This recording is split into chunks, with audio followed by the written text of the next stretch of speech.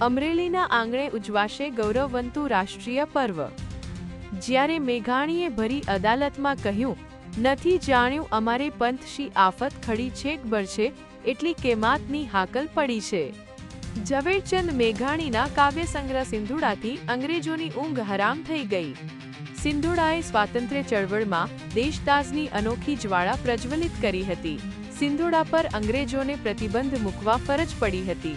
સ્વાતંત્ર્ય વીર રતુભાઈ અદાણીએ પ્રતિબંધિત સિંધુડાની હજારો કોપીઓ છાપી ગામે આમ પહોંચાડી। 80માં આઝાદી પર્વે મેઘાણીને યાદ કરે છે અમરેલીના યુવા કવિ પ્રણવ પંડ્યા। અમરેલીતા 1 ઓગસ્ટ 2026 લોકસાહિત્યના મરજીવા અને ગાંધીજીએ જેમને રાષ્ટ્રીય શાયરનું બિરુદ આપ્યું છે તેવા અમરેલીની ભૂમિના અણમોલ રતન ઝવેરચંદ મેઘાણીની કલમે આઝાદીની ચળવળમાં લોકોમાં દેશદાઝની જ્વાળા પ્રબળ કરી હતી।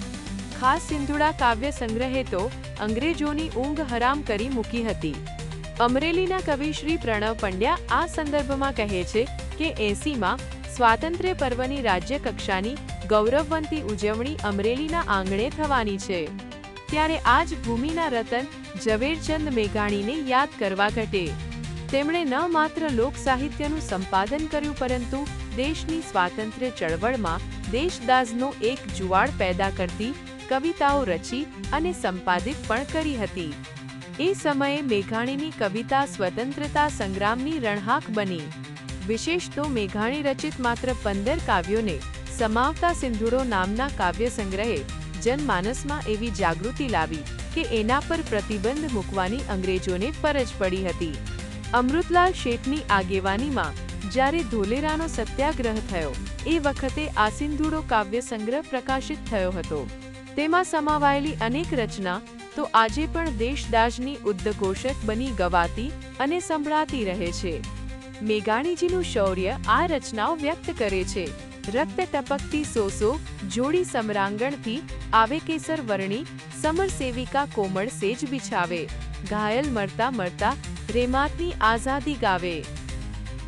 જન્નીના હૈયામાં પોડંતા પોડંતા પીધો કસુંબીન ઓ રંગ ધોળા ધાવણ કેરી ધારાએ ધારાએ પામ્યો કસુંબીનો રંગ રાજમને લાગ્યો કસુંબીનો રંગ શિવાજીનું હાલરડું આભમાં ઉગેલ ચાંદલોને જીજાબાઈને આવ્યા બાળ। આવી રાષ્ટ્રભક્તિસભર રચનાઓએ તે સમયે આઝાદીના લડવૈયાઓમાં નવા જોમ જુસ્સા સાથે પ્રેરક બળ પૂરું પાડ્યું હતું। તો જન સામાન્યમાં શૌર્યભાવ જગાવી દેશદાઝની ભાવના ચેતનવંતી કરી હતી।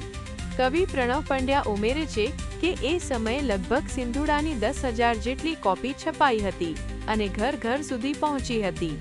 અંગ્રેજો આ વાત પામી ગયા એટલે તેમણે સિંધુડા પર પ્રતિબંધ મૂક્યો।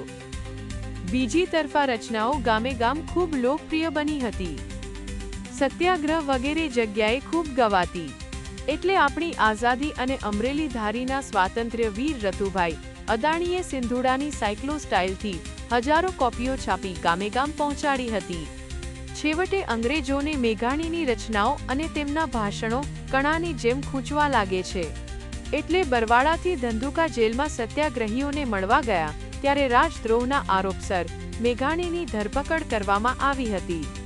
તેઓ એક રોચક વાત ઉમેરે છે કે જ્યારે ધંધુકાની અદાલતમાં મેઘાણીને ન્યાયાધીશ સમક્ષ રજૂ કરવામાં આવે છે અને પોતાનો બચાવ રજૂ કરવા મેઘાણીને કહેવામાં આવે છે ત્યારે મેઘાણી જાજુ કશું કહેવાને બદલે એક પ્રાર્થના રજૂ કરવાની અનુમતિ માગે છે।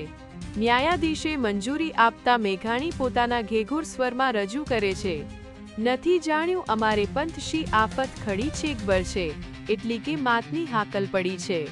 જીવેમાં માવડી એ કાજ મરવાની ઘડી છેફી કરશી જ્યાં લગી તારી અમો પર છડી છે। મેઘાણીની આ ભાવસભર પ્રસ્તુતિથી ન્યાયાધીશ સહિત સૌ કોઈની આંખો પણ ભીની થઈ જાય છે। મેઘાણીને રાજદ્રોહના કેસમાં કારાવાસ ભોગવો પડે। કવિ પ્રણવ પંડ્યા કહે છે કે ઝવેરચંદ મેઘાણી બહુઆયામી વ્યક્તિત્વના માલિક હતા।